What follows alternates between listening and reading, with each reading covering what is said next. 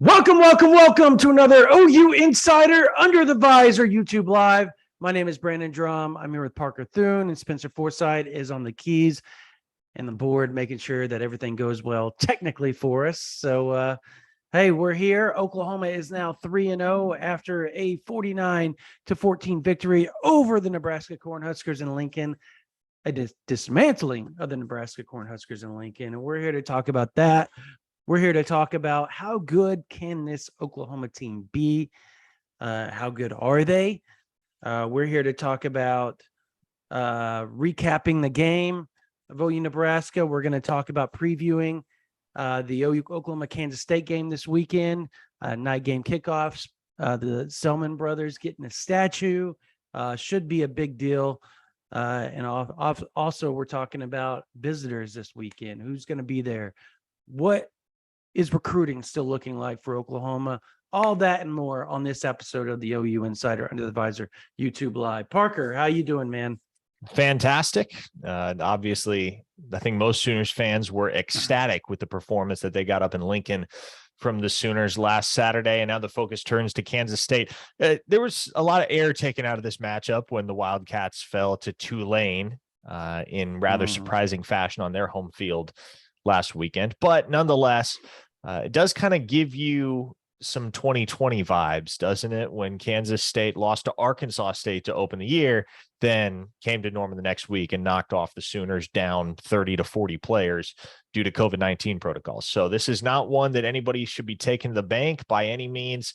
We've already started to break it down, obviously, both on the free side, on the VIP side of OUinsider.com, and we'll continue to do so throughout the week as we get closer and closer to that primetime matchup Saturday night. Yeah, look, I know that everybody's going to instantly go to 2020 because that's the easy, storyline here of the loss and all that type of stuff to Arkansas State. Now they're coming off loss to Tulane.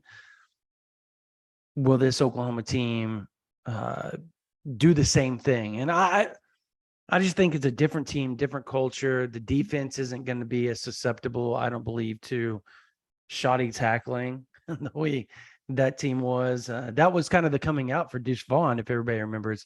That's where everybody got acquainted who Deuce Vaughn was that game. And he's been a dude ever since. So I get it. I just think two different teams, two different parallels. I just think that this Oklahoma squad is not going to give up a 3-touchdown lead the way that the 2020 version gave up a 3-touchdown lead after halftime. I mean, that game was all wrapped up. And Oklahoma, 2020 version of Oklahoma looked like in week 2 looked like they were going to just kind of walk out and maybe potentially contend for a national title. And everything hit the skids at that point. And then they go up to Iowa State the very next week. They lose again, start out 1-2. And they blew a lead against Iowa State. It was back-to-back weeks of that was a 14-point lead at Iowa State, if I remember correctly, going into the fourth quarter. I just can't see this team doing that, Parker. I cannot see this team doing that. Just they have a different mental makeup than teams that we've seen previously. And I know Muleshoe was a coach that is respected. He's obviously a decent coach, good coach, 55-10 record. I know there's going to be fans that are going to be like, he was horrible. He didn't do this up, man. His record says otherwise. I'm sorry. But the one thing that I thought lacked, and I think we all thought lacked, was toughness sometimes. They were tough to the point that they didn't buckle whenever they were down, but they would buckle when they were up. And people would start to make runs at them, if that makes sense. Because Oklahoma was always good making a comeback. They were never surefire holding leads. Iowa State in 2019. And that was a tough team with Jalen Hurts coming over and being one of the best leaders Oklahoma's ever had. And they about blew that lead. They about blew the lead at TCU at home. That just seemed to be the most susceptible thing that Oklahoma was always doing, was blowing leads. You knew if they were down 10 going in the fourth quarter, Parker, they were going to come back and win the ball game under Riley. You never knew if they were going to hold on to a lead, though.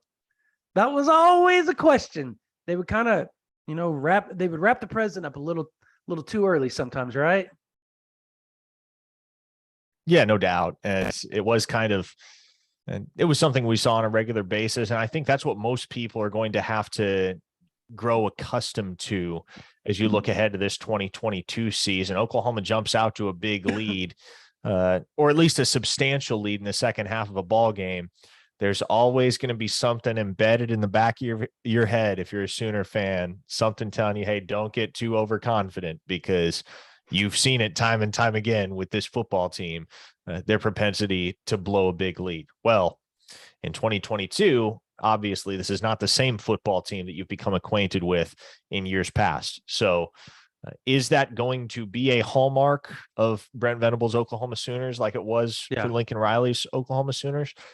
I don't think so, but I think it's going to take a solid wire to wire performance against a team like a Kansas State, a Baylor, and Oklahoma State for a lot of those concerns to be alleviated. So I think there've already been a lot of concerns alleviated throughout the first 3 games, even with the first 3 games for the Sooners in 2022 coming against, I don't want to say laughing stock opponents, but less than stellar opponents, if I can put it that way.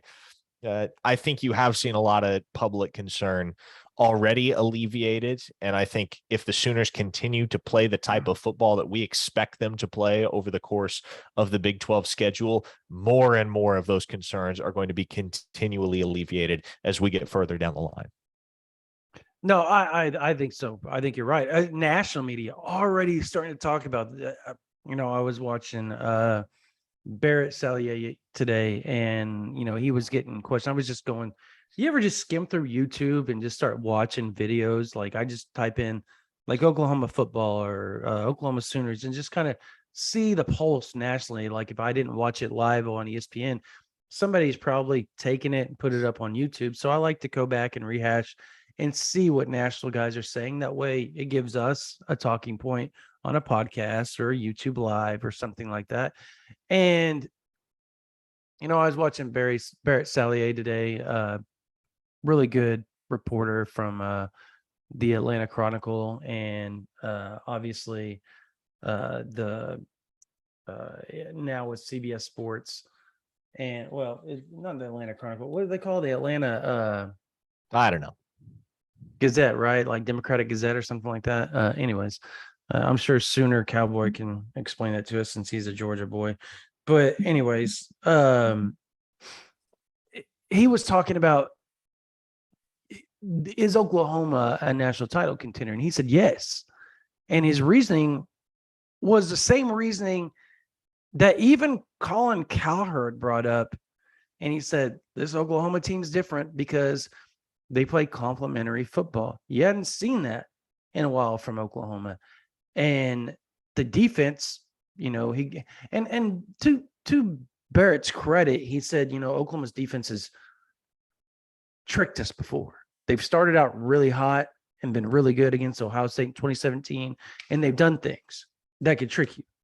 He said, but this is 3 games in, 4 games in, 4 weeks into the season, and you're still seeing the same defense get better and better each week under Coach Venables. He said, that's a sign that they're probably not tricking you. And he thinks if the offense can hold their end of the bargain under Brent Venables, and Levy and obviously Dylan Gabriel can do what they're supposed to do, Marvin Mims can continue to get touches the way he needs to, Braden Willis can carry the offense and be kind of a matchup problem for a lot of people at the tight end position. If Marcus Mage or Eric Gray can do what they need to do and the offensive line can continue to get better, he thinks that Oklahoma is going to be a problem for a lot of people. He thinks they're going to be favored in every game, and I agree with that. But he said, and there's a lot of people, though, that believe Texas is for real off of last week too, Parker. They believe, and hear me out, this is their reasoning, and we're going to talk about this real quick. The reasoning is because they held on they came back after being down to UTSA. and then they proceeded to blow them out in the second half. That is their reasoning. After a tough loss against Alabama, where notoriously, I guess, Texas would crumble. I mean, they haven't left the confines of Darrell K. Royal Stadium yet, folks. Like, what do you know about them? That's very true. I hadn't What do you considered know that, about but them? you're exactly right. What do you know about them? They're going to find out this weekend exactly who the hell they are.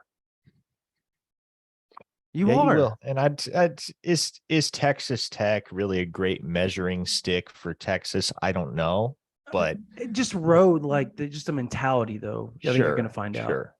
I They're think notoriously Texas has crumble there.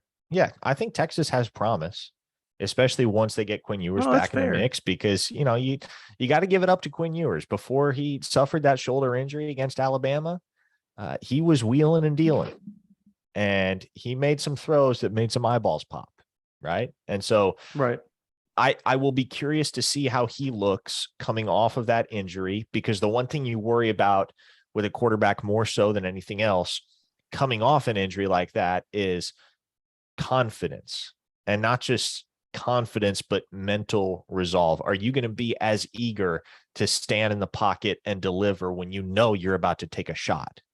Right. And that can have a ripple effect on the entirety of a quarterback's play. His entire game can be impacted by his mental state in the aftermath of an injury like that. So that's going to be the biggest question mark for me with Quinn Ewers.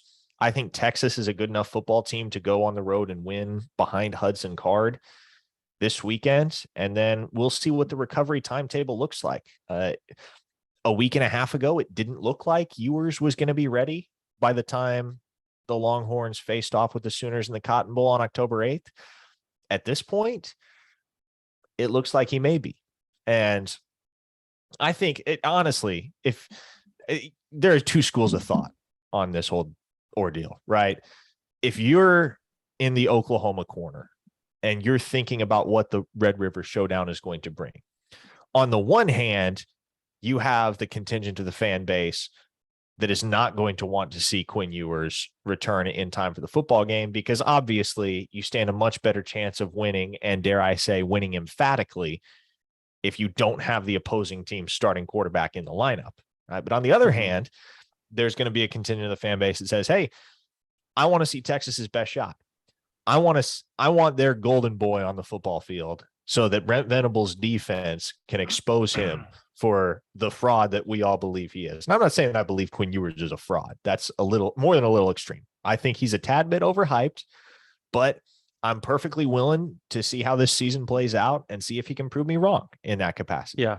He made some strides in that regard against Alabama.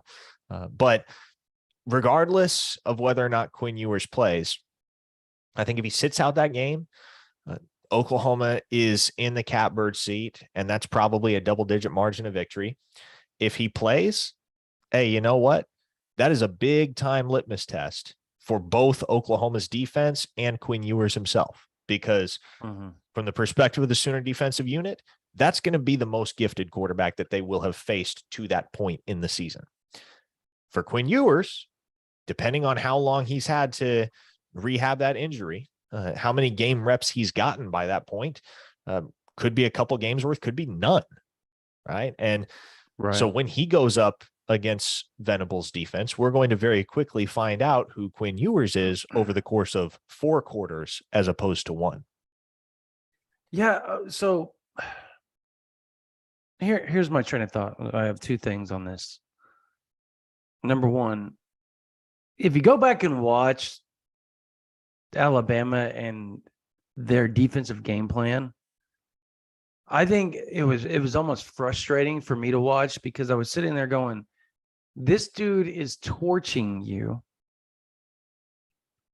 and you have made 0 adjustments. You've kept the same mentality of playing 1 high, 2 high safeties and just manning up on them. And that was literally all they did, was man up on them and just let their defensive line and their linebackers, if they had to man up on, go out there on whatever running back happened to be in for Texas. And then at the same time, it gave Ewers more confidence every time he made a completion. There was no tricking and deceiving him with multiple looks. There was no showing one high safety and the pre-snap and then switching to 2 and 3 safeties and a blitz coming from the opposite way of what you just shown and tease before the pre-snap. There was none of that. There was no trickeration going on there. There was no having to make reads post-snap, and it'd be different than what your pre-snap read was. And I thought that was kind of weird that, Pete Golding decided that was going to be his attack. Essentially, what Alabama did was said, our players are better than yours.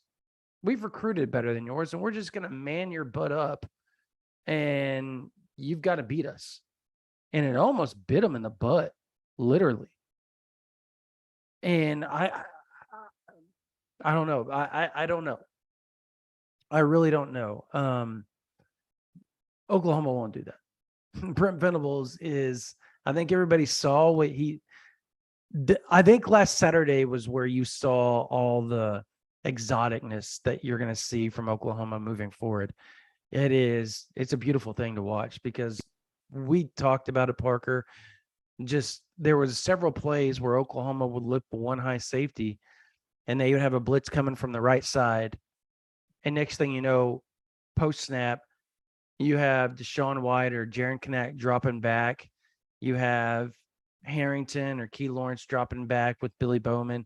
And there's 3 high. And the blitz is coming from the opposite direction, whether it was a Guebu, it doesn't matter. And they were stunting and twisting and doing all kinds of crap and confusing not only the offensive line for Nebraska, but Casey was confused. And I mean, I talked to several people that know Casey very well, and they were like, that was a crazy defense.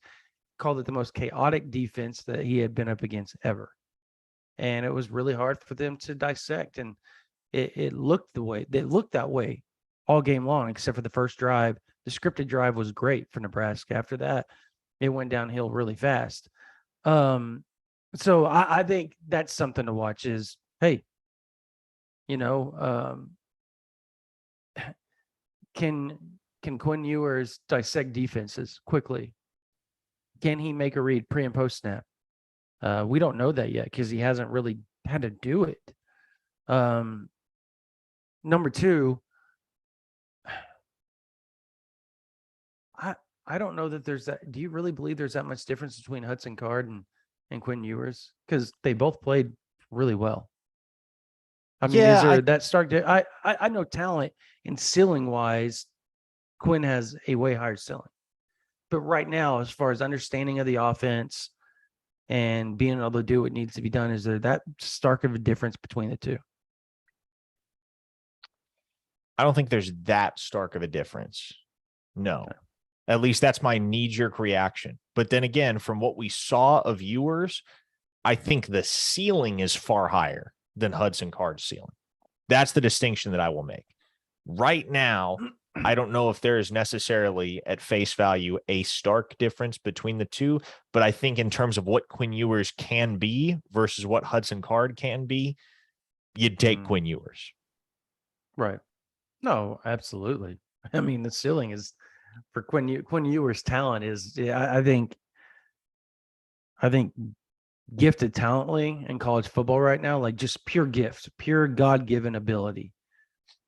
I think it's really hard to differentiate between, obviously I think CJ Stroud, Caleb Williams is number 1, obviously the most talented, gifted overall player, quarterback wise, that there is in college football. And people are going to be mad about that, but that's a fact. Like if you're talking about ceiling, he's got the highest ceiling of anybody. Yeah. If you're talking about, I think CJ Stroud's up there. I think Bryce Young, and I think you'd have to go Quinn Ewers right now. I think those are your 4 as far as like the most gifted, most talented quarterbacks. And we're not talking about play. We're talking about just talent in college football. I think that's easy, right? That's simple. If you want to next year, I think you would have to maybe at some point, if Jackson Arnold becomes the Jackson Arnold we believe he can be, and we've seen what he can do, he's going to be up there. I think Malachi Nelson's going to be up. I think the 2023 class is just downright special. And even Arch Manning's going to have a chance. His ceiling's super high. I just don't know that he's who we all think he is at this point, if that makes sense. So, what for you is, or what do you think of this team right now, Oklahoma? Where do you see them? How do you see them progressing throughout the season? And what do you think their ceiling is going to be as far as, can they be a playoff contender? I think we all think they can, but can they get to the title contender if they play up to their ability all season? I think it's fair to say that on Saturday, they looked like a playoff team. That doesn't mean they're going to make the playoff at season's end, but they certainly looked like a playoff team. That team was dominant on Saturday afternoon in Lincoln.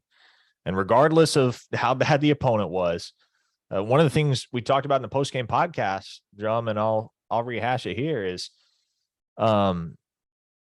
nobody's drubbed Nebraska like that in a really long time. Yeah, they went 3-9 last year, but their previous 13 losses had all come by single digits. Even Ohio State, Michigan, Penn State, Wisconsin, those high-end Big Ten programs had not been able to show up and just decimate Nebraska like Oklahoma did. Yeah. And there's something to be said for that. And they could have named their score on Saturday. It was 49-14 when the clock hit zeros. It just as easily could have been 77-7. The Nebraska defense was not stopping Oklahoma's offense had Jeff Lebby not elected to take the foot off the gas. So I think this team has a very, very high ceiling. What it's going to come down to is being able to maintain that level of consistency and the mentality. And here's what's so impressive to me in talking with players at post-practice availabilities this week. They don't want to talk about last week. They don't. Oh, that's interesting. Yeah. Their focus is this week against Kansas State. And I think that's so uncommon. And that's the word you hear to describe this culture at Oklahoma, right? That's one of the mantras they've adopted is uncommon. And I think it's easy to see that from a mentality standpoint, this team is night and day different than the Oklahoma teams of old. Now, how far does that get you? I don't know, especially when you're dealing with an upper echelon in college football right now that includes Alabama, Georgia, and Ohio State, three teams that look dynamic right now. Georgia's defense somehow has had no noticeable drop off. I don't know if that'll come, but thus far they haven't. Hashtag recruiting. But yeah, man, it's impressive to see how dialed in this team is. Again, I'm not really sure what that's worth yet, but we're going to find out. We shall soon see. Let's hit a couple listener questions. One listener, or a viewer, I should say, which, by the way, this brings up something I need to say before we get to our viewers' questions. If you're watching the stream, go ahead and subscribe to the channel if you haven't already to make sure you're always up to date on all things Oklahoma football, podcasts, streams, pressers, interviews. We got all of it. 60% of our viewers every week aren't subscribed to the channel. Subbing helps us out a lot and ensures that you guys stay in the know as much so as possible so we can continue to bring you as much Sooners content as possible week in, week out. So hit that subscribe button if you haven't already. With that, one fan simply asks, Brandon, how good do you think Dillon Gabriel can be? And I think two things stand out with regard to the Sooners southpaw quarterback. 10 total touchdowns thus far to 0 turnovers. If you're just looking at the numbers and you're looking at his propensity to keep the ball out of harm's way, you're impressed with what he's been able to do through 3 games. But on the other hand, a lot of folks watched that game on Saturday. They saw some throws that Dillon Gabriel sailed. They saw some throws that didn't quite get there. They saw, in general, a guy that demonstrated some really nice things. Obviously had a 61-yard touchdown run, so he flashed the mobility, but he left some meat on the bone. So I'll throw that question at you, Brandon. How good has Dillon Gabriel been in your mind, and how good can he be once this Oklahoma team gets into the brunt of the Big 12 slate? I mean, Oklahoma fans are spoiled when it comes to quarterback play. I think that's probably essentially the first thing that comes to mind. And I mean, I'm reading the comments here, and they're spoiled, but at the same time, the Oklahoma fans they're always been kind of a bitter, angry fan base, no matter what happens. I mean, you still have people that are saying Caleb Williams isn't that good. He can't read defenses like dude, he's a phenomenal talent. Like, come on, let's not do this. But as far as Gabriel goes, I mean,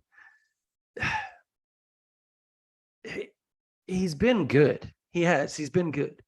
But again, it goes back to the spoiledness of Oklahoma fans quarterback. When you've had Jason White, Sam Bradford, even people, I'm going to say it, Landry Jones, because he was a really good passer. He just had feet of cement.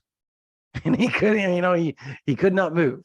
He could not move, which would in turn make him make bad plays because he was just going to throw the ball because he wasn't, because he couldn't go anywhere. He couldn't extend a play. There was nothing else he could do. But as far as throwing ability, he was phenomenal. Strong arm, great.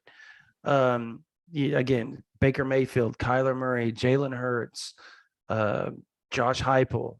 I mean, even in 2006, Paul Thompson was pretty good during that season after he got, I mean, for a guy that only had a couple of weeks to play quarterback after being a wide receiver all off season, that took some guts, and for him to get back in there and being able to do the things that he did during the season was pretty special. So, I mean, they're spoiled when it comes to quarterbacks. So seeing a guy make throws that you've seen other quarterbacks for Oklahoma, or miss throws you've seen other quarterbacks for Oklahoma just make routinely, I think it's, what's the word I'm looking for here? It's going to make them a little nervous, especially when they're used to seeing a defense that's going to give up points. And I think that's transition Oklahoma fans are making because they have PTSD in a lot of situations. Like, oh no, they didn't go down and score every time they've had the ball, like Oklahoma's notoriously done. Now, this defense has to hold them, and we don't know if they're going to do that. Even after 3 games of just constant, tough defense, teams not being able to move the ball hardly at all once they get to the 50-yard line, it still makes Oklahoma fans nervous if Oklahoma doesn't go score because they're so accustomed to shootouts. And they're not seeing that right now. So they're in new territory for everything. Quarterback not hitting things that they're notorious done. I mean, even the past 2 quarterbacks, when they were good, they were great for Oklahoma. And obviously those 2 are not at Oklahoma anymore, but they also had their ups and downs, being younger quarterbacks. But I think Gabriel's going to get back. I mean, you're talking about a guy that missed all last season. He's just getting acquainted with the new team. He's only had 1 off season with them. As they move along and the offense gets more and more in rhythm, I think he's going to get better and better and better. And he's going to have more confidence in his throws. He's going to have more confidence in his offensive line. I think it is a work in progress, Parker. I don't think what you see from Dillon Gabriel now is what you're going to see at the end of the year. I think he's going to get better and better. That I just don't see how there's any way not. And he's actually been good so far. I mean, 60+% completion. What does he have? Does he have over 1,000 yards yet? Like 1,100, 1,200 yards, something to that extent? I don't know. No, he hasn't hit 1,000 yards yet. He hasn't hit 1,000 yet. He's Is got he like at like 800 900 right now? Okay, 800. 800 in 3 games. So he's averaging 250 essentially a game right now. What, 2 or 3 touchdowns a game? 0 interceptions. I think that's something Oklahoma fans have to think about. 0 interceptions in what, How many attempts has he given up? I don't have it in front of me right now. But do you know, is it in the 90s? Is he 90, 100 attempts yet? No, I don't believe so. Not quite that He hasn't high. got that far. 80, maybe I 80 would say attempts. 80 as a reasonable Okay. ballpark. 0 interceptions and 80 pass attempts. And how many touchdowns? What does he have? 9? Something like 8 that? through the air, 2 on the ground. Eight through the air. So 10 total touchdowns, 0 interceptions. You will take that all day. All day. Because guess what? With the defense that Oklahoma presumably has, you can't help but like that, right? Like, you'll take that 250, 2 or 3 touchdowns a game, no interceptions. Folks, you're going to win. You're going to win 99% of those games if he's put up that type of stat and taking care of the ball. No turnovers usually equals a W. Usually equals a W. I know last night my little league team that my son's on had 5 fumbles and they still won, but usually it means a loss. So, Okay, Brandon, turnover equals victory, right? Yeah, exactly. Let's pivot here. I mean, we're a little over half an hour in at this point. So let's pivot and let's talk recruiting. And one of our viewers asked earlier who the next commit is going to be. And there's really no clear answer to that question right now because the board has gotten very, very small for Oklahoma. Right? You're looking at DJ Hicks, Peyton Bowen, Ryan Yates, Malachi Coleman, Tassili Akana. And beyond that, it's a bunch of guys whose status with Oklahoma, whose relationship with Oklahoma, whose potential commitments to Oklahoma are very contingent upon what happens with those 5 guys that I just mentioned. So in reality, the board as it stands consists of 5 players and a bunch of guys who are probably contingency plans right now, depending on how things fall, with most specifically Bowen and Yates. You can throw Caden McDonald in there as another guy that Oklahoma is heavily pursuing. So expand it to a half dozen, but not a lot left on the board for Oklahoma in the class of 2023. So who do you think is the next commit as things stand right now, Brandon? Fans are going to freak out when I say this. And you, yeah, they are. You little punk. Yeah, they are. Hey, I'll answer it too. David Hicks. Hey. Yeah. I think it's going to be David Hicks. Okay. I think he's going to announce in October. That's not like definitive, but we've been reporting that before everybody else about bringing up the date and recruitment. And I'm telling y'all, I talked to his dad quite a bit. I talked to people around him quite a bit. Just really good vibe. They're really, really talking about moving it up. And when we have a date, obviously Steve Wiltfong has been helping me cover that. And so when he does have a date, there's a good chance that we'll have it fairly soon. Whenever he decides to either keep it in January or actually, you want to know what? It What's may that? not be David Hicks.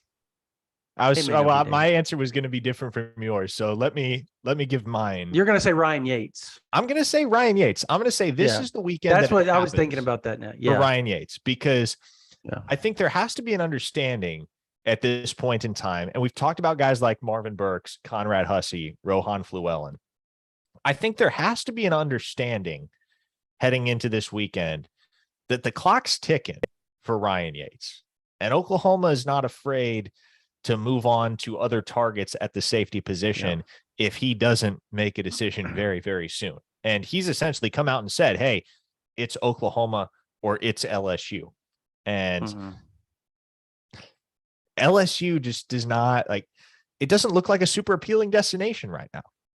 And if you are paying attention and you have some, and I'm not going to get too deep in the weeds on it, but behind the scenes, things are not fantastic down there in Baton Rouge at the moment. And the advent of the Brian Kelly administration at LSU and the Brian Kelly regime, as it were, has not gone swimmingly.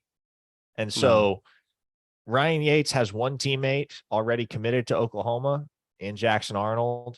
He's got two more that are on the precipice in the Bowens. So if the fit is there at Oklahoma, obviously, as you reported, Brandon, he's coming up with his dad.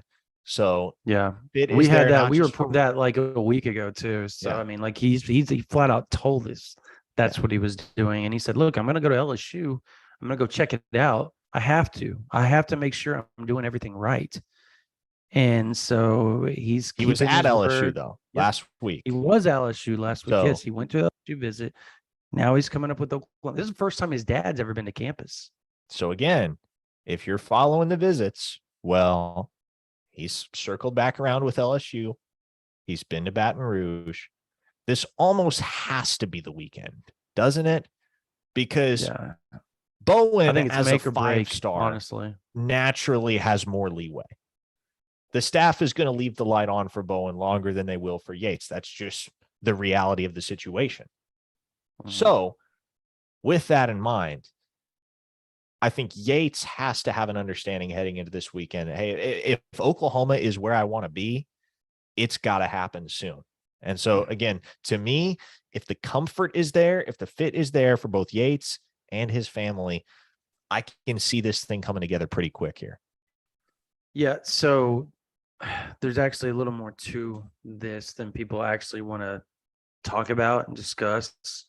Um, I'm here to tell you, Brent Venables probably doesn't want to wait around much longer on either one of Peyton Bowen or Ryan Yates. And so that's why we reported about a couple of months ago that you need to start paying attention to Marvin Burks Jr. and Rohan Fluellen out of crap, I forgot what town, Gilbert, Texas. Or Gilman, Texas. Is it Gilman? Gilmer. Gilmer, Texas. Yeah. And so he's a C4 guy, so I'm pretty acquainted with Rohan. And yeah, he I don't know. It's just Venables doesn't, anybody that knows has been following recruiting. This is like nothing new here. He doesn't want indecisive people because that's the culture thing. He wants people that are sure, that want to be Sooners, because you can build around those type of people and they can continue to move your program in a trajectory that's up. There's no indecisiveness in them. And so I don't know how much longer Oklahoma holds it. I think middle of October, was probably the cutoff point after Oklahoma, Texas. If there's no decision made, I think you're going to see Oklahoma get very quickly get Marvin Burks Jr. down for an official visit and Rohan Fluellen offered. And if they offer Rohan Fluellen, that flip will happen like that. I'm telling you, I know that for a fact. Will happen like that, and he will be a Sooner. So good player too, really fast player, great athlete. Gonna be more of a Damon Harmon type body, not real big. That's exactly the comparison I was going to make. Yeah. Was Damon Yeah, Harmon. I mean, he's not. That's who he He's is. kind of long. Yeah, yeah, and people are talking about Ryan Yates on here. I see it. Brandon Gaines saying, "Oh well, Yates is so pro LSU on Twitter." Folks, I can tell you for a fact that is his father tweeting underneath his Twitter more than him. So, I mean, I just know that for a fact. So that doesn't mean anything. I think following Twitter and tweets is not the way to go with recruits, because if you did that, you would have thought that Derek LeBlanc was committing to Florida before he committed to Oklahoma. And the same, I think the same thing with David Hicks and the visits to Texas A&M. Everybody's like, oh, well, he's been to Texas A&M twice the last 2 weeks. Okay, great. Derek LeBlanc visited Florida multiple times right before he announced to Oklahoma. Derek LeBlanc in total visited Florida 11 times. In one off season, 30 times total, mind you, in 2 seasons. 30 times, 2 off seasons, 2 seasons, 30 visits to Florida. Jordan Renaud visited Oklahoma, and Oklahoma saw him right before he committed to Alabama. So most times we'll tell you follow the visits, but the fact is David Hicks visited Oklahoma the last 2 times before he visited A&M twice. And so, and obviously this weekend, they're trying to get up there. I talked to his dad again today. I reported it on OU Insider VIP. Said, look, we're trying to work the logistics out. They have a 7-year-old daughter, 8-year-old son, and then he's got another 8-year-old half brother. So it's really hard to get the whole family in a car and drive 6.5 hours up for a 7 p.m. night game to stay and then turn around and drive back the next day. So there's a lot of logistics people freak out about and they don't understand about a lot of things when it comes to these kids, because fans don't sometimes look at the family aspect of it or know the family dynamic of how many siblings do they have. Do the siblings have games that weekend too? Is that going to be a big deal if they miss their games? Like, how does the family feel about all that type of stuff? So we'll see. Again, I talked to his dad because his dad made a comment to me about Andrew Marsh coming up, who's a Katie Jordan, and they're playing Katie Jordan this weekend. So I may be headed down to that game. I'm deciding between Mustang, UConn,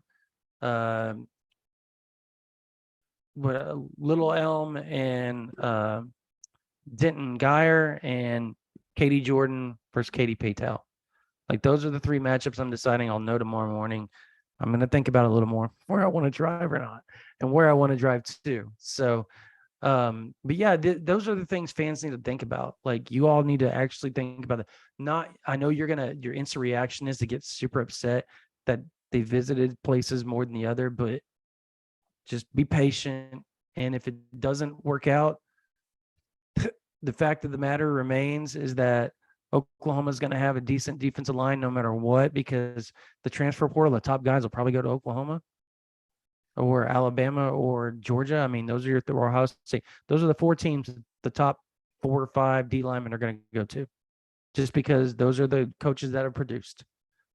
And at the same time, you still have 5-star PJ Adebawore. You still have most likely top 100 player in the country, Colton Vasek, and you have top 100 in the player in the country, Derek LeBlanc, already on board. And when is the last time Oklahoma's recruited at that level on defensive line? Oh, and mind you, you lead for Tassili Akana. So you could have 4 of the top 100 players. I'm just saying, deep breaths. It's getting so much better.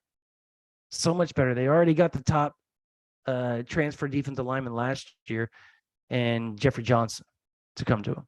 So deep breaths. Everything's going to work out just fine for this Oklahoma squad defensively, one way or the other. But yes, David Hicks, Oklahoma still leads for him. Still leads. Big visit weekend this Saturday.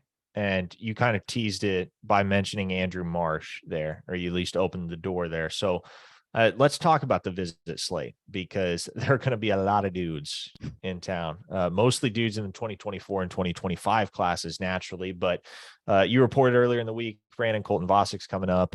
Anthony Evans is coming up. So the Sooners will have at least a couple commits. Caden Green is not coming down, but 4 of his teammates at Lee's Summit North are obviously 4-star defensive lineman Williams Nwaneri, a 2024 guy with an Oklahoma offer, very high on OU. 2025 wide receiver Isaiah Mosey, 4-star kid, top 50 player nationally. I've already got a crystal ball in for him to Oklahoma. Then you got another couple of 2025 guys. They aren't Oklahoma offers yet, but they are P5 players. I believe each of them have offers from Nebraska and Iowa State, if I'm not mistaken. 2025 linebacker Chase Pearsall and 2025 defensive lineman Kamori Moore. I am heading down to Lovejoy this Friday to watch 4-star linebacker Peyton Pierce. He's going to be at Oklahoma. So too will his teammates, 2024 3-star wide receiver Parker Livingstone and 2025 wide receiver Dalen McCutcheon. Obviously, our what's his region? Greg Biggins. I think he's like, I forget what his official title is, what that region out there is called. Just but West Coast Pacific. yeah, essentially, our guy out west, our national recruiting analyst, specific to the West Coast, Greg Biggins, has done a fantastic job of reporting on all the Cali boys that are coming in. Yeah, they all tweeted it out that earlier that day too. Yeah, and so you have Jordan Davison, a 5-star running back in the 2025 class. You have guys like Nasir Wyatt, Phillip Bell, 4-star 2025 wideout. One guy that you reported on, Brandon Aiden Breland, another one that's going to be coming in from the West Coast. So what you're encouraged by more than anything is guys like that coming on their own dime to the University of Oklahoma. And you kind of tend to figure, Brandon, that the majority of those guys are going to end up being offer dudes because we know how good they are and the willingness to put yourself out there and say, hey, I'm going to make the expenditure of time and money to come to the University of Oklahoma. That signals to Brent Venables and the staff that you are legitimately interested in OU. And if they recruit you, if they develop that relationship, the interest is going to be reciprocated and the affinity is going to be mutual. So, yeah, CJ Simon, 2025 wide receiver out of Morris coming down. 2025 Millwood, top 20 player in the country. Jaden Nickens is coming as well. There is a lot of talent coming that we haven't even finished, Parker. Everything that we not even close are going to have. Yeah, not even close. But I do want to comment on this real quick. So Sooner Cowboys, God bless him. He lives in Georgia and he is like, he's an OU fan, but he's definitely SEC biased to the brim. And nobody does anything better than the SEC guys or the Georgias or the Alabamas, and nobody can do this or that with them. He's literally saying, Parker, and I want your opinion on this because you already know what I'm going to say here. He says that all of the top linemen in the country are still going to Clemson, Alabama, and Georgia over Oklahoma at this point. And that is not true at all when you look at what Oklahoma's already done recruiting-wise defensively. I think, obviously, they're going, those programs are always going to get guys. I think they're from that region. But to sit here and say that that's how everything's landing, I think and that Oklahoma's not doing well recruiting. I mean, Oklahoma has the number 6 defensive lineman in the country and Adepuju Adebare. They also have, they also lead for the number 11 in Cecilia Kana. They also have the number 17 defensive lineman in Colton Vasic.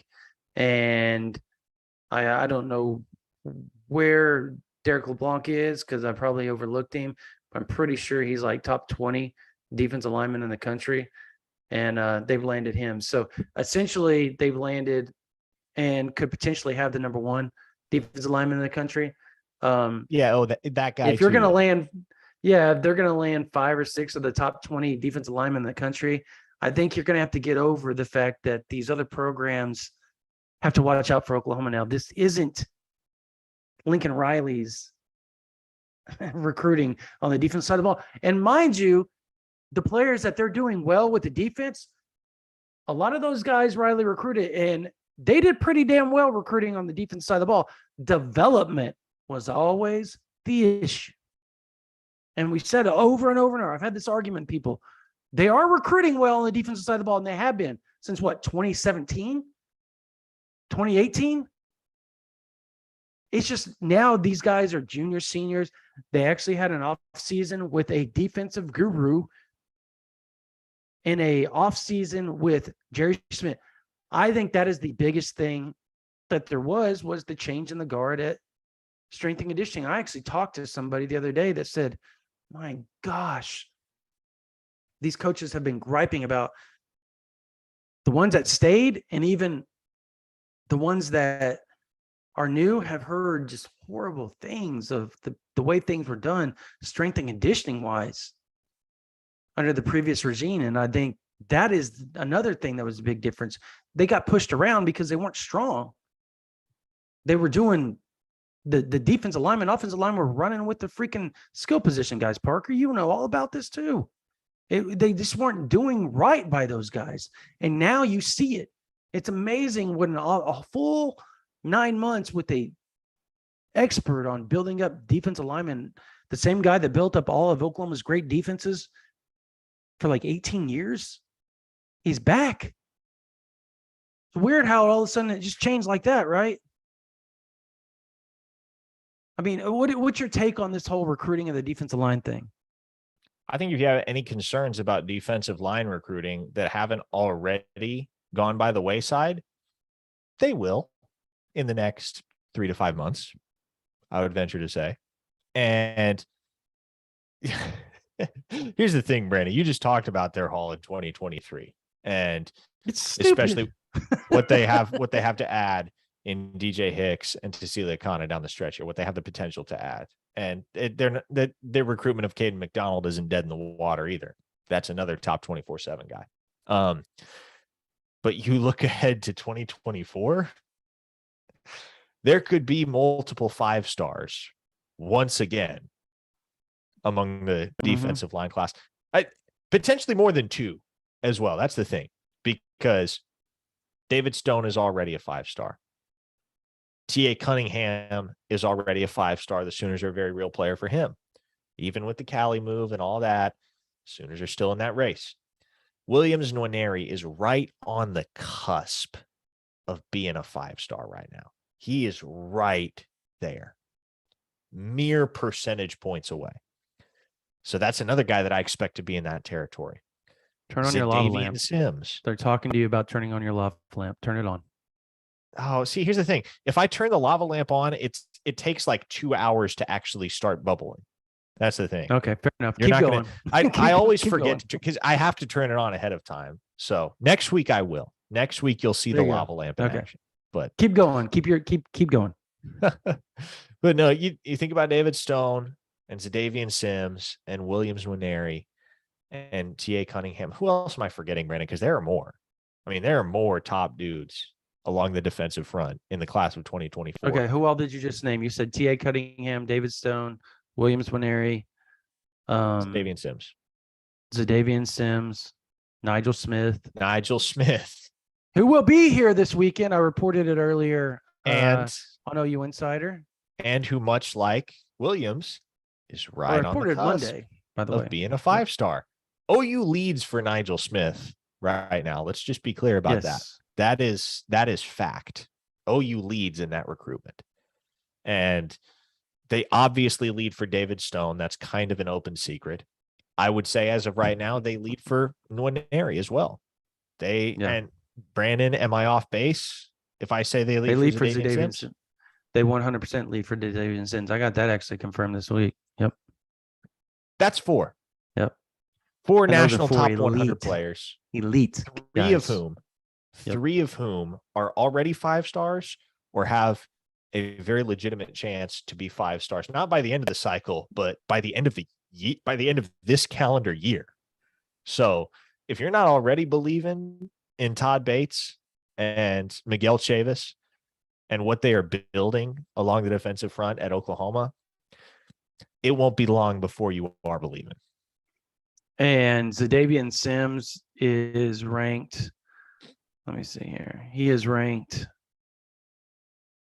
number 58 overall. Yep. By the way.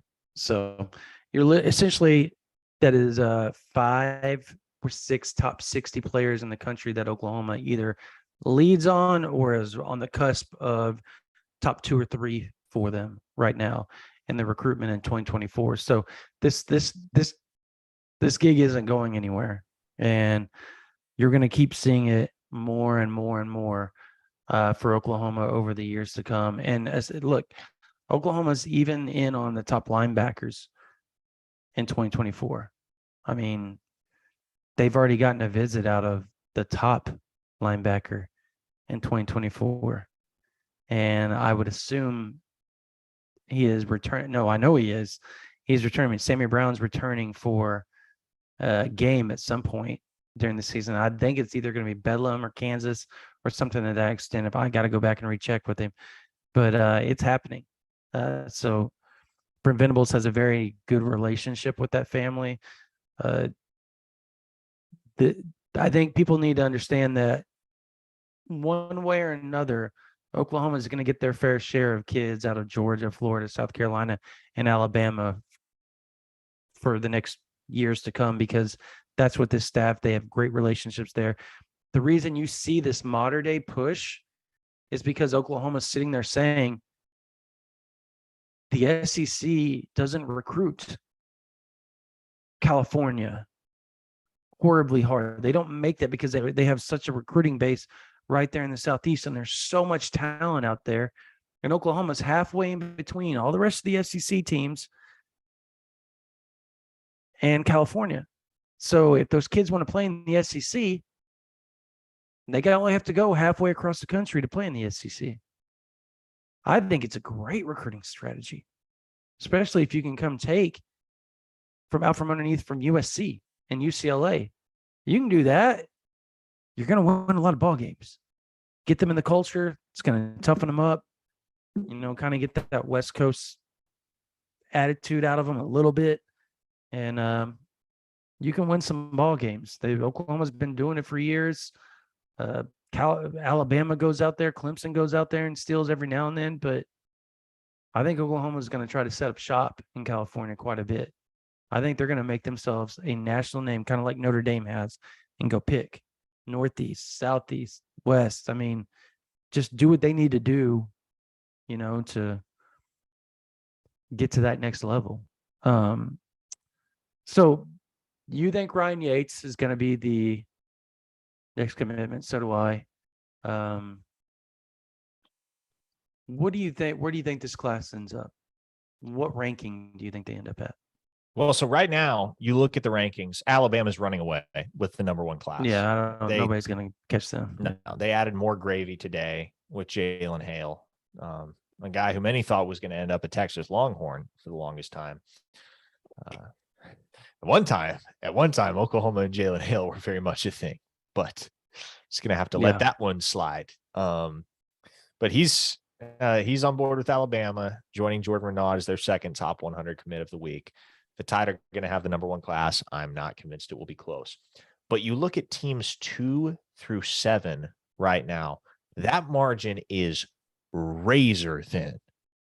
I'm talking less than 2 points in the 24/7 Sports composite team rankings. So whoever gets the next commit is going to be the number 2 team for the moment. Mm-hmm. If that's Ryan Yates this weekend, then boom, Oklahoma shoots up to number 2. I think with the key targets that they have on the board, especially DJ Hicks, with him being the number 8 player in the composite in the entire country, that's a pretty significant boost, right? So yeah, I think Oklahoma probably right now has the inside track to number 2 when you look at who they're going up against. Now, I think it ultimately depends on how many they take. If it's 26 guys, I would put them at 3 or 4. If it's 28 guys, I think they're number 2. Either way, this is going to be a top 5 class. It will be. Well, and does Oklahoma, if they land Akana, David Hicks, Peyton Bowen, Ryan Yates, and that would put them at 26.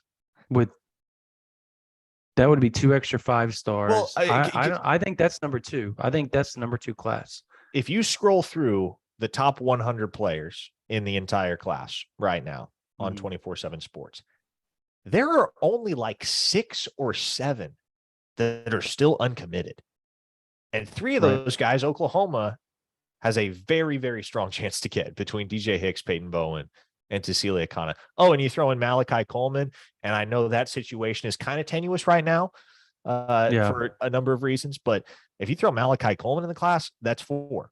So Oklahoma's upward mobility right now blows away that of the teams that they are doing battle with for the number 2 class in this cycle. Yeah. Oh, look, everybody's hounding us right now to give our weekly shout out to Mr. Ricardo LeBlanc. So what's up, my guy? So finally, let's do this before we close this out. What is, well, we haven't even really talked about K-State. We've been doing other things. Let's talk about K-State real quick and give our score predictions. So how does Oklahoma stop the thorn in their side that has been K-State for the last, decade, for pretty much, especially at home for some odd reason. They win on the road, but they always struggle at home versus Kansas State. How did they stop that? How did they stop Deuce Vaughn? Adrian Martinez with his legs. Is that something for Oklahoma to worry about? And what's your score prediction? I think the key for Oklahoma this weekend is make Adrian Martinez beat you with his arm, because if that happens, you're okay with it. At that point, it's a lot more forgivable if you make a guy prove that he can beat you through the air than if you let Martinez and Deuce Vaughn run all over you. Right. So I think the game plan for Brent Venables in this defense is going to be apply consistent pressure, make Martinez face an early decision as to whether he's going to get the ball out or whether he's going to tuck and run, because where he gets dangerous is when he has time to sit back in the pocket and or scramble outside the pocket and create with his legs. So make him face that early decision within the first couple of seconds of dropping back. Moreover, stack the box, make sure Deuce Vaughn doesn't beat you between the tackles. And if they line him up out wide, make sure you got a capable defender on that guy, because if one guy is going to beat you this weekend, it's going to be Deuce Vaughn. He's one of the best running backs in the nation. Brent Venables knows that as well as anyone. He doesn't, I guarantee you, he's not watching this live stream and taking notes. Oh yeah, we should probably contain Deuce Vaughn, right? Like that is priority 1A for everybody in the film room this week, is figure out where 22 is. And here's how we're going to combat him if he's lined up here or here or here. I think offensively for Oklahoma, establishing the run might be easier said than done, because Kansas State has a very strong front seven. Now, that said, they've also got a couple NFL caliber cornerbacks in Echo Boydo and Julius Brents. So the Sooners are going to have to make some headway by trusting their best players to make plays. Right. They're going to have to trust that Marvin Mims is going to get open.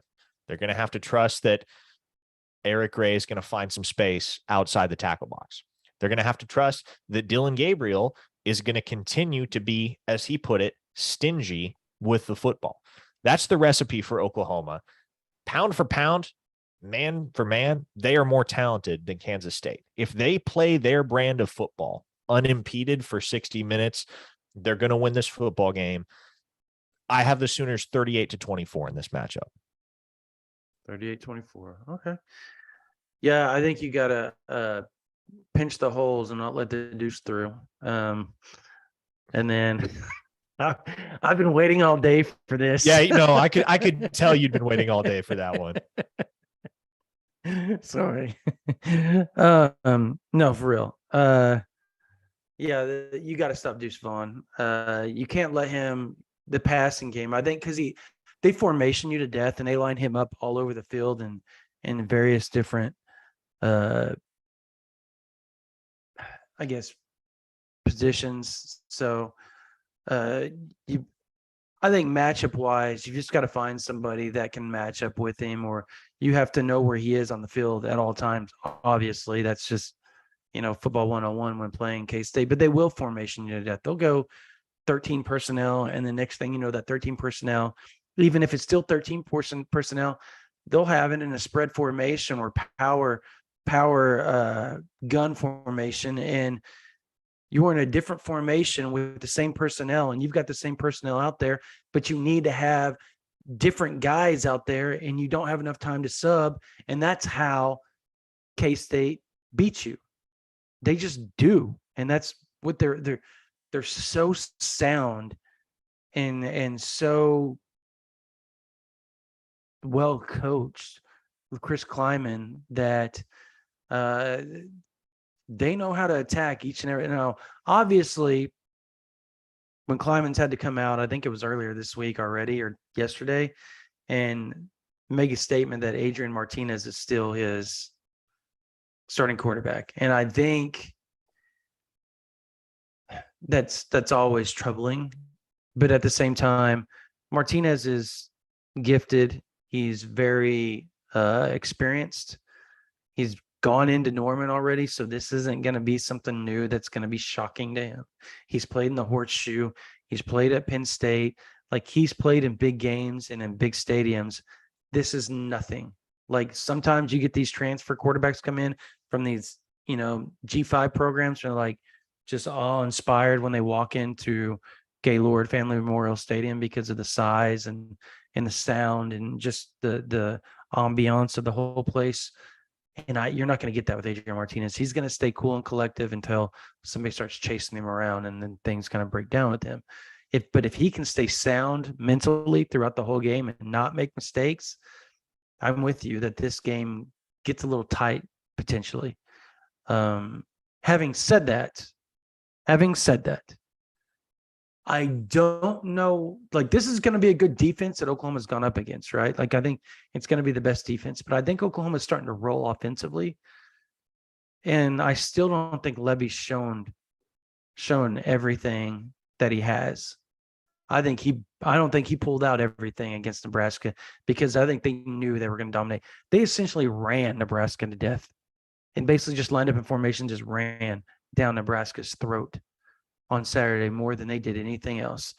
So I still think there's a lot to be shown with this Oklahoma offense, and I think they're going to open up a little bit more because the defense ticked up a little bit more, like at least the talent and the skill and how well coached K-State's defense is. I think they're better. I think this is the best. It may be the best defense Oklahoma plays all year outside of Texas. Honestly, I truly believe that. So, and that's saying something because Baylor's really stout defensively. But being that it's a 7 p.m. kickoff at home, the atmosphere is going to be wild. I think Oklahoma causes turnovers defensively. I don't think K-State moves the ball very well on Oklahoma because of the fans, because Brent Venables is coaching the defense. I will pick Oklahoma 41-17. All right. Well, So I think that is a good place to tie a bow on this installment of OU Insider Live. We just hit the hour threshold. So again, I just want to reiterate before Brandon gives you the pitch on OU Insider VIP membership. First off, if you don't already follow me and Brandon on Twitter, I would recommend you do so at Brandon Drumm 24/7 and at Parker Thune. But moreover, as it pertains to the YouTube channel, if you're watching the stream, go ahead and subscribe. Make sure you're always up to date on all things OU football, because we put it all out there: podcasts, pressers, these live streams, interviews, all of that. 60% of the people that watch us on a week-to-week basis, as I mentioned earlier, aren't subscribed. Subscribing helps us out. It helps you out. You're not going to miss a thing. So hit that subscribe button if you haven't already. Either way, greatly appreciate you tuning in with us. Yeah, Mr. D. Yeah, people still wear snapback hats. It's actually fairly common these days. They're the top selling hats. So, I don't know how old you are, but whatever. If you're not an OU Insider VIP member, please sign up. We've already been breaking record after record. I got sent our numbers again today, and wow, you guys are amazing. Oklahoma fans, thank you all so much. You guys have been nothing but just excellent, and we can't thank you guys enough. We feel super blessed to be able to do this for you guys. Right now it's 30% off, $75 to get you 1 year of OU Insider plus 75 plus all of 24/7 Sports. Like, you get every VIP site that there is. After 1 year of VIP, because of the promo, you'll get Paramount Plus added on to your membership. So if you sign up today, 1 year from now, you'll get Paramount Plus signed up. Will be part of your membership. So that's an added plus. That's about $220 something in value. It's very worth it. People love it with all the shows that they have, all the movies that they have. I believe that Top Gun Maverick's going to be coming out on Paramount Plus. So it's pretty awesome. And a lot of other movies obviously are going to be streaming on Paramount Plus. So you have The Offer, you've got obviously 1883, you've got all the Star Trek, you've got everything that you want, all the NCISs, if you guys are NCIS, I don't know. Whatever you're into, they got the shows. They got like 2,000 shows. They got 2,000 movies. It's great. Anyways, if you're not signed up, or if you want to do $1 for the first month, $9.95 afterwards, it's worth it. Give us a try. See how we do, because we drop multiple notes a day, whether it's team, whether it's recruiting, multiple VIP videos. I'm going to start my VIP chat tomorrow, answer any questions that you have that we haven't talked about. I know people have questions about the alternate jerseys. Parker, what do you think the odds are they wear alternate this week? If you put a percentage on it. New ones. Okay. 50%. Yeah, I know. You freaking you joker. Anyways. So anyways, I'm not diving into it either. So but we will dive into it on OU Insider VIP. So that is an enticing little thing you can talk to us about on the VIP chats and stuff. So, but we're going to have more news. We're going to have more recruiting news for you guys tomorrow. Obviously, the VIP chat. We're going to break down K-State game some more. And we have a bunch of stuff on game day for you guys each and every week. So if you're not in the know, we've even got Travis Davidson, who does his Cooking with Grill Boy, really cool, in-depth breakdown of the previous game and then the upcoming next week's game. So if you're not on OU Insider VIP, come join us, come talk to us, join the thousands and thousands, literally thousands and thousands and thousands and thousands of fans that are already on there. I mean, we're hitting, I think we've got almost 12 million page views already this month. We're on pace for 22 million. So you Oklahoma fans are awesome. Thank you all so much. That's going to do it for this version of the OU Insider Under the Visor YouTube Live. For Parker Thune, for Spencer Forsythe, my name is Brandon Drumm. You guys have a blessed night.